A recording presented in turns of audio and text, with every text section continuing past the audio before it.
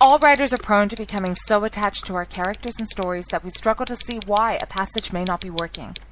It takes another set of eyes to help us nurture our writing to full maturity. At Black Wolf Editorial Services, we strive to enable writers to develop and grow, shaping stories into masterpieces that can stand the test of time. Editing services are provided for all genres and all age categories. Services range from the critique of the short story through to line edits on full-length novels. We also offer assistance on generating writers' bios for your websites. We won't abandon you to the masses. We want to celebrate with you in your successes. Black Wolf Editorial Services, nurturing your writing into maturity. For a full list of services and prices, visit us at blackwolfeditorial.com. Hey folks, I want to introduce you to a friend of mine, Dr. Richard Harden. We are on the same mission, which is waking up America. We just have different paths. So stay tuned for some information on how you can keep up with Richard and all his work. Visit Richard's website at raharden.com. That's the World Wide Web at RAHARDIN.com. At his website, you can see a summary of the 6 books he has written, where purchases may be made. He also has a link to 18 videos on YouTube and several blogs about Christian beliefs. If you prefer, visit Amazon.com/Kindle and type in Richard Harden to see and purchase his books. Every day, the men and women of the United States Marine Corps stand ready to defend the American way of life. The few, the proud, the Marines.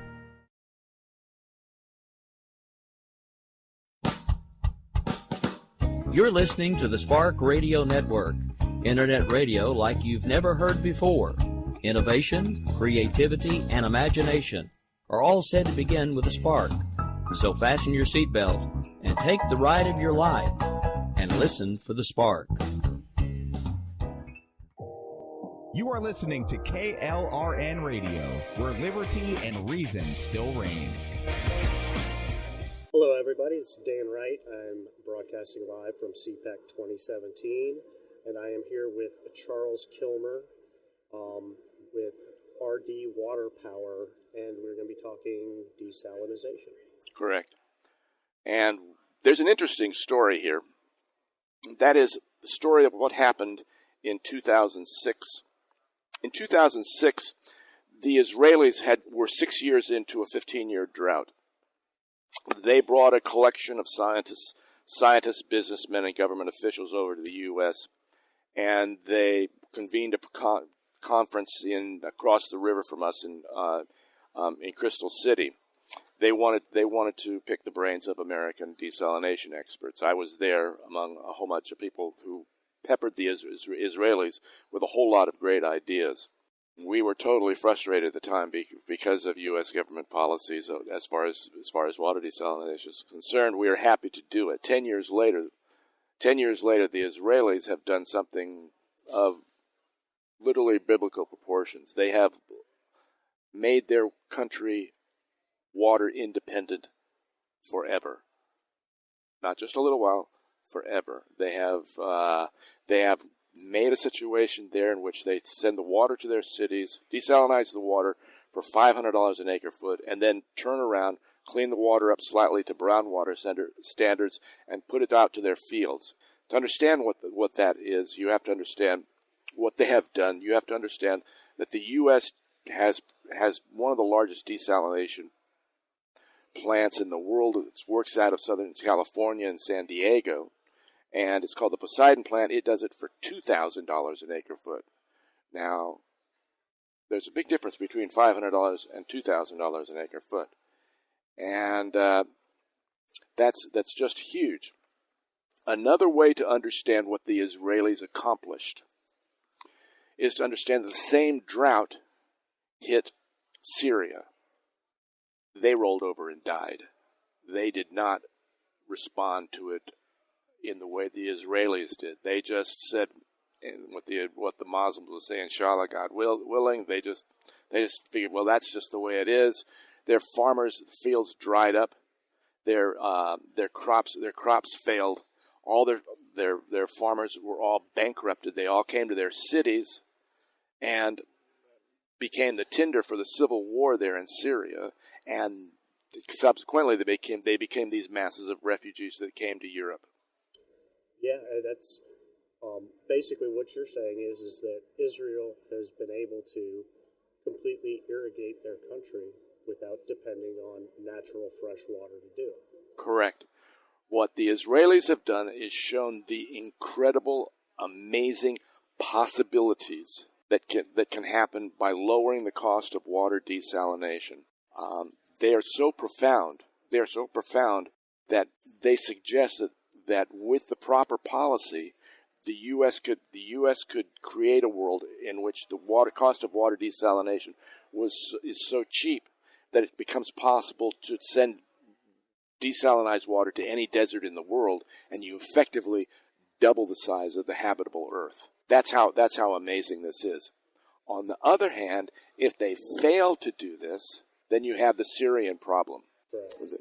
And so there is a world, and those are two radically different scenarios, and both of them are possible right now because the Syrians will not be the last country to blow up. However, if the U.S. and the Republic in general, and the Republicans in particular, become proactive about water policy, they can create a situation where the cost of desalinized water goes below $500 an acre foot. At $400 an acre foot, water becomes cheap enough for high end fruit trees and vines. At $300 an acre foot, it becomes cheap enough for vegetables. At $200 an acre foot, it becomes cheap enough for field crops. So you have basically changed the world. That's all, in fact, in the cards. If you watch what's happening in, for example, either utility-scale solar or in fourth-generation nuclear reactors, you'll know that the cost of energy is falling, especially for desert countries, and to the extent that to understand the cost of energy relationship to desalinized water, it's important to know that about a third to a half of the cost of desalinized water is the cost of energy. So if you collapse the cost of energy, you collapse the cost of water desalination. Another big area is for cost declines is in salt concentrates. In other words, what desalination will do is it uses about a quarter of the water of the sea, and then the rest of it flushes back out to the ocean. But there's like 70 different minerals in salt water. Everything from gold to uranium to all the to lithium to all the rare earths to in addition to sodium and chlorine and magnesium and potassium. But there's all kinds of stuff. It's a regular chemistry set. So there is currently a number of different initiatives to learn how to use that water so that salt disposal changes from being a cost center to a profit center.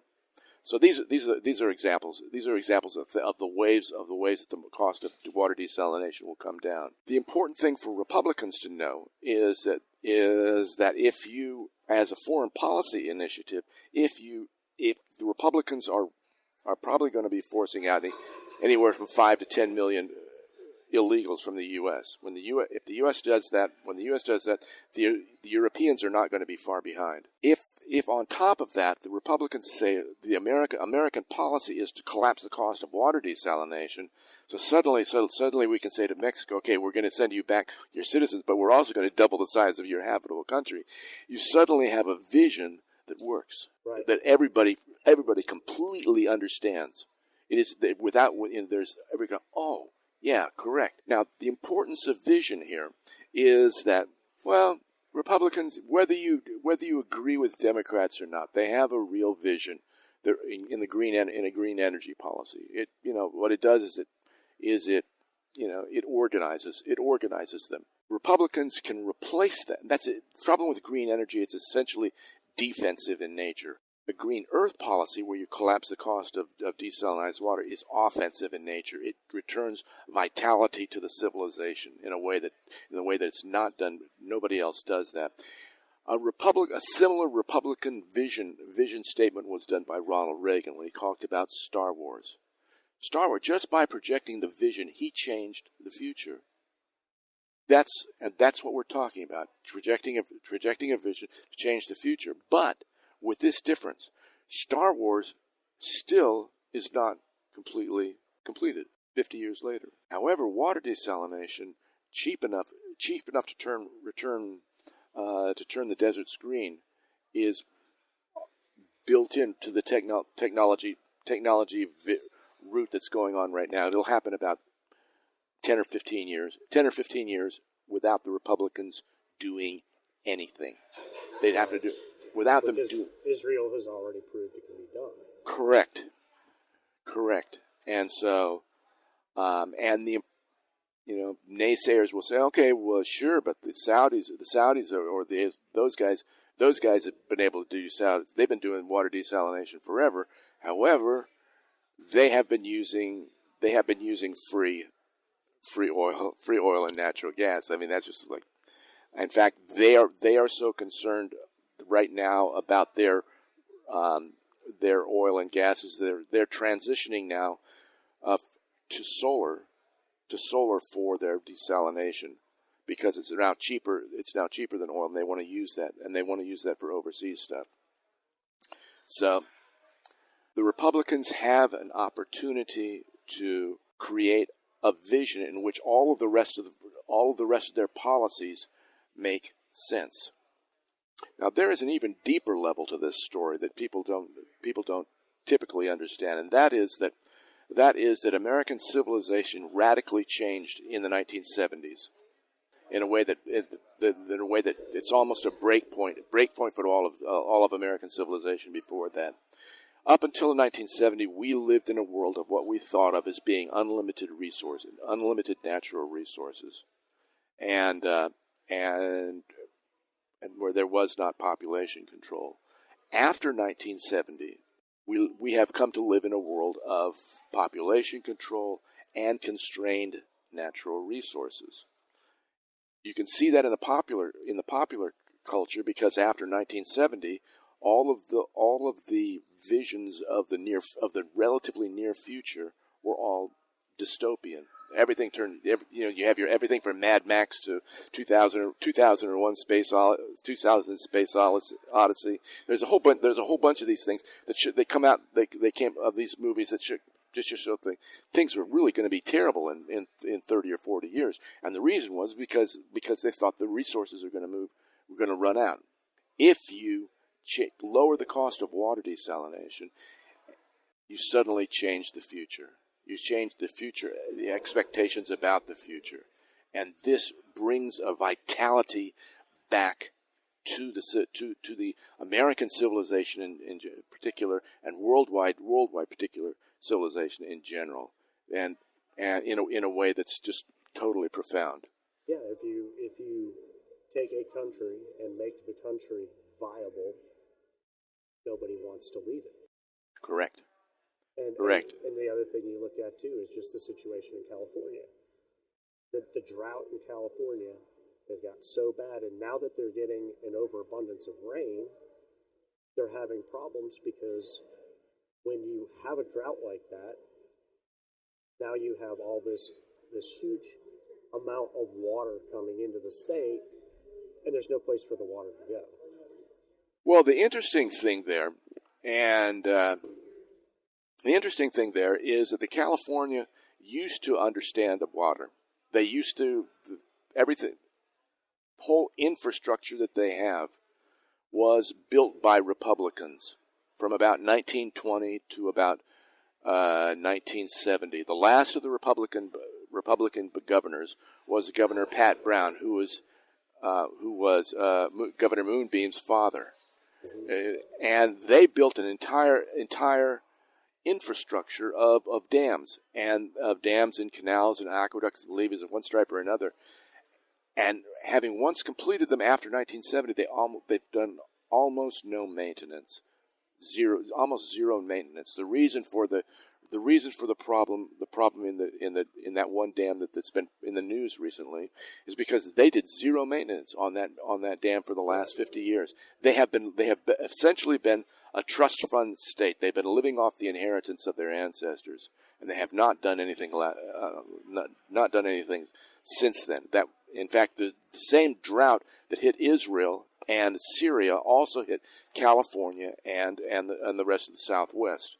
And California has been blessed, and the Southwest has been blessed by the work of their ancestors, of the last of the grandfathers, and so they have been living off their inheritance. They have not really. Their solutions for the last 20 years has been to consume less rather than to produce more water. Correct, and also as their population has grown, like you said, they did no maintenance. They also built no new reservoirs. Correct. And when you have a drought and the ground dries out, the ground does not absorb that water.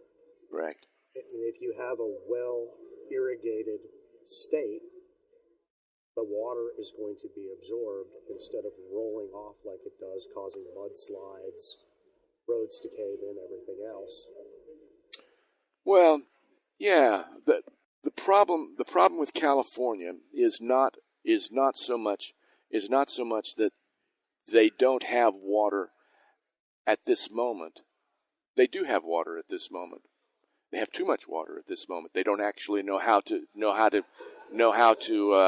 They did not provide the infrastructure that would be able to store all of the water. They could have. There were a whole lot of proposals to do still more storage, still more water storage. In fact, they have them on the drawing boards. They just haven't done anything in the last 30 or 40 years.